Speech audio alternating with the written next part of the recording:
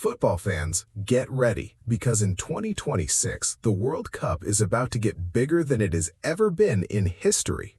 48 teams, 12 groups, and a qualification process so massive, so confusing, so packed with playoffs and play-in tournaments that even die-hard fans get lost trying to explain it. So how does a country actually punch its ticket to the 2026 World Cup? Stick around, because by the end of this video, you'll understand the entire system better than most commentators on TV. Let's start with the basics. The 2026 World Cup is being hosted by 3 countries at once: the United States, Mexico, and Canada. And here's rule number 1 of World Cup qualifying. If you're the host, you don't have to qualify. You're in automatically. Easy. No stress, no nerves, no must-win games in front of 40,000 screaming fans. Just a guaranteed spot. In theory, that sounds like a free pass.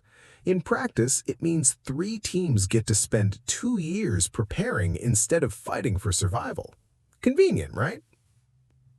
So that leaves 45 spots up for grabs. And here's where it gets interesting. Those 45 spots aren't handed out equally.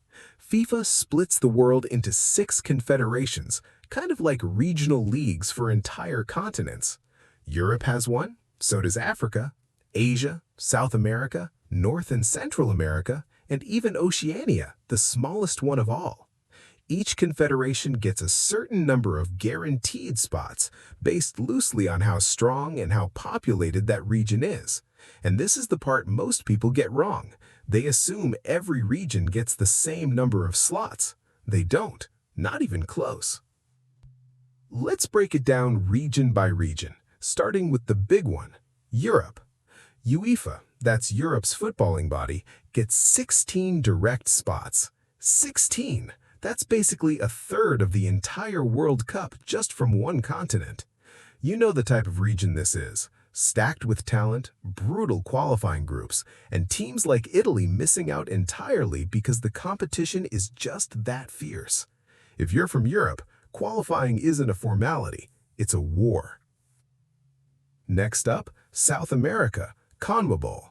This region only has 10 national teams total, but get this, 6 of them qualify directly. 6 out of 10! That's an insane success rate compared to other regions. South American qualifying works differently too. Instead of small groups, all 10 teams play each other home and away in one massive league table over 2 years. Top 6 get in automatically. The 7th place team doesn't go home empty-handed though. They get a second chance, which we'll talk about in a minute. Now here's where things start getting spicy. Africa, known as CAF. Africa gets 9 direct spots. 9! That's a huge jump from previous World Cups, and it's part of why this 48-team expansion matters so much.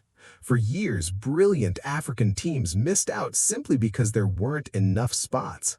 Now there's actual room for them to shine on the biggest stage. Asia, the AFC, gets 8 direct spots. And Asia's qualifying path is honestly one of the most grueling in the world. Multiple rounds, different stages, teams get filtered out group by group, almost like a survival show. By the time a team secures one of those 8 spots, they've genuinely earned it. Then we've got CONCACAF, that's North America, Central America, and the Caribbean. Since the US, Mexico, and Canada are already in as hosts, the rest of the region fights for 3 direct spots. Sounds simple? It isn't, because this region also includes some surprisingly strong sides who really want in. And finally, Oceania, the smallest confederation. For the very first time ever, Oceania gets a guaranteed direct spot. 1 country. That's historic, because in the past, Oceania's best team always had to fight through extra playoff rounds just for a chance. Now they're guaranteed a seat at the table. So let's do some quick math. 16 plus 6 plus 9 plus 8 plus 3 plus 1. That adds up to 43 direct spots. But we said 45 were available. So where did the last 2 come from? Here's where it gets really interesting. The intercontinental playoffs. Think of this as football's version of a wild card round. 6 teams from 5 different confederations, everyone except Europe, get one more shot. South America's 7th place team, a team from Africa, a team from Asia, a team from Oceania, and because the host confederation gets a bonus, CONCACAF actually sends 2 teams into this playoff instead of 1. These 6 teams get sorted into a mini tournament. The 2 highest-ranked teams get a bye straight into the final round, while the other 4 battle it out first. Win those mini knockout games and you're in. Win the final and boom, you're going to the World Cup. Lose and your dream is over for another 4 years. No second chances. One bad night and it's done. This sounds simple. It isn't, because these matches are usually played on neutral ground against teams you've barely scouted, with everything on the line. It's pure chaos, pure pressure, and honestly, some of the most dramatic football you'll ever watch, and almost nobody outside football diehards even knows it exists. So let's recap the whole system, because I promise it's simpler than it sounds once you see the full picture. 3 hosts get in for free. 43 spots are handed out directly by the 6 confederations based on regional strength, and the final 2 spots are decided through a high-stakes win-or-go-home playoff tournament involving teams from 5 different continents. 48 teams, 6 confederations, 1 brutal playoff.